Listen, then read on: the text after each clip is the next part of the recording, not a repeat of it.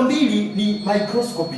Microscopy tunaongelea hapa ni technique ambayo tunafanya observation under the microscope. Kwa hiyo tukiangalia organism tukaona, tukaangalia vimelea mbalimbali kwa kutumia kifaa ambacho tunaita microscope, hiyo technique tunaita ni microscopy. Sasa microscopy technique tunaweza tukawa na technique ambayo tukaangalia sample ikiwa fresh.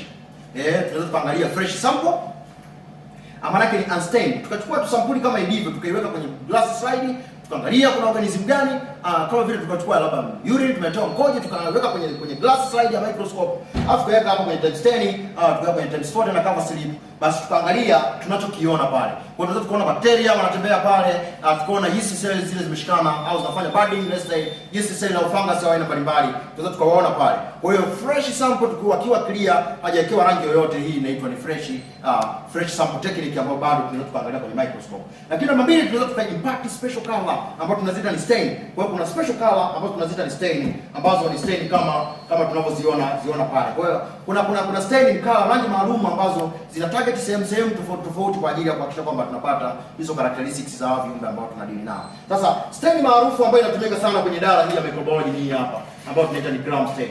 Huyu kuna jamaa anaitwa Hans Christian Gram, mwaka 1884 alifanya ugunduzi mkubwa sana wa stain ambayo inatusaidia leo kutofautisha hawa organism kama kina bakteria hawa, lakini pia na fungo ambao atakuwa na character, lakini with aim alikuwa anataka awapate bakteria kwenye makundi mawili kutokana na kupossess aina fulani ya polysaccharide ambayo inaitwa peptidoglycan layer. Kwa hiyo kuna ambao wana thick outermost layer ya peptidoglycan layer ambayo tunaita ni gram positive, kwa sababu wataweza kufanya reaction na hii reagent ya kwanza inaitwa Cryptosporidium na baadaye wakatoa rangi hii hapa ambayo ni blue color au tunaita ni violet color au tunaita ni purple color. Kwa hiyo wanaweza express ile pale tukaita gram positive.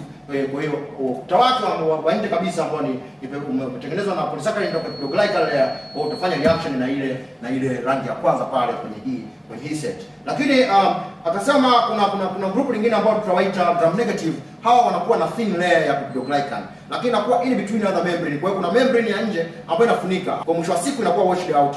Tukiweka decolorizer tuna hii hapa modant ambayo ni Lugos iodine, ambayo modant kusaidia primary stain iweze kushika vizuri, ambayo tunaita ni Cryptoviolet. Kwa Cryptoviolet iodine inatengeneza complex kwenye gram positive. Tukija tukiwash na decolorizer ambayo inaweza ikawa acetone au ikawa alcohol, basi hii ni decolorizer kwa ajili ya kuosha zile rangi ambazo zote zinajishikiza za primary stain, ndio zitakuwa clean, na mwisho siku tunaweka counter stain hii hapa ambayo tunaita safranin. Lakini pia kuna dilute carbofucsin, lakini pia kuna neutral red, inategemea na unatumia stain za namna gani. Kwa hiyo tuna batch sasa hivi baada ya development ya science, tuna batch hizi za component hizi 4 ambazo tuna Cryptoviolet, tuna iodine, Lugos iodine, tuna decolorizer, na acetone inaweza kuwa alcohol, au tukawa na safranin au neutral red au dilute carbofucsin, ambao hii set hapa tunaita ni gram stain set. Kwa hiyo tutafanya staining baadaye, itatusaidia kucategorize bakteria kwenye makundi mawili. Tutapata gram positive ambao utaonekana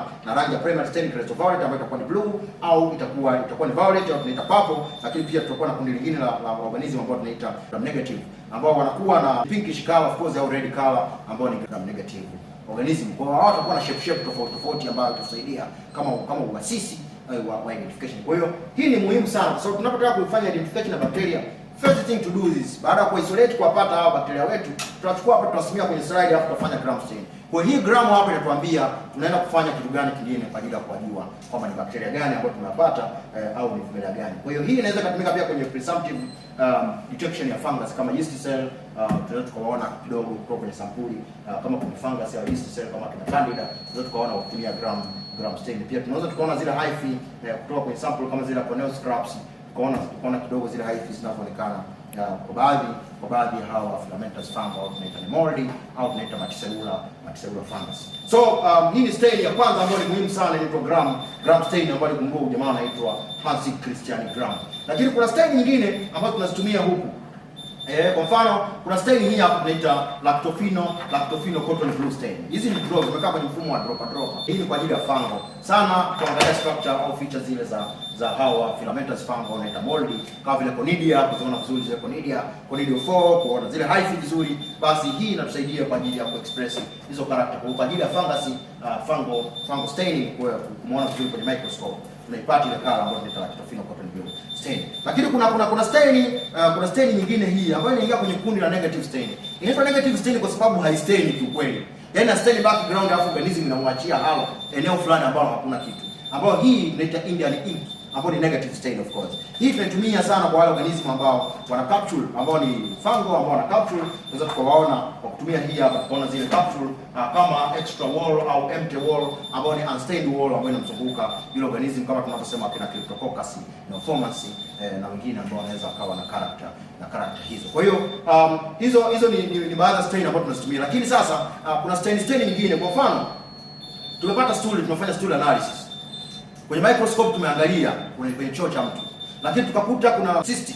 Let's say tukasema labda anaweza akawa entamoeba histolytica au akawa Giardia lamblia. Hatuwezi kujua, labda Giardia akiwa amekufa, akiwa amekufa, basi ngumu sana kumtofautisha na entamoeba histolytica. Kwa hiyo tunaweza tukawa na stain ambayo tunaita ni iodine. Kwa hiyo tukachukua iodine ambayo tukaiweka pale kwa ajili ya kupata zile demarcation za zile nuclei zake, ambao tofauti wa nuclei, idadi ya nuclei ndio inatupa hizi categories. So stain nyingine ambayo tunaweza kukutana nazo kwenye idara ya microbiology kama vile tunapokuwa na stain ambayo tunaita Charcoal Flow White stain. Tunaweza tukawa na Charcoal Flow White stain ambayo hii ni stain ambayo ni fluorescent stain ambayo tunatumia upande wa UV light kwa ajili ya kufanya observation au inaita fluorescent side ya microscope kwa observe. Nyingine ambayo tunatumia fluorescent side ni kama Auramine stain ambayo tunatumia sana kwenye idara ya TB, of course kwenye kuangalia bakteria au microbacteria ambao wanasababisha tuberculosis, wanasababisha TB. Lakini pia kuna stain nyingine ambayo ni Zelian stain ambayo Zell-Nelson stain pia tunatumia kwenye TB sana, na baadhi ya protozoa ambao tunaweza tukaangalia kama wakina Cryptosporidium, parvum na wengine wengi tunaweza tukakutana nao. Kwa hiyo kuna stain chache ambazo nyingine pia tumezungumzia kwenye idara ya parasitology, kwa sababu ni idara ambazo kama zinategemea kama zile Trichrome stain na stain za aina mbalimbali. Yeah.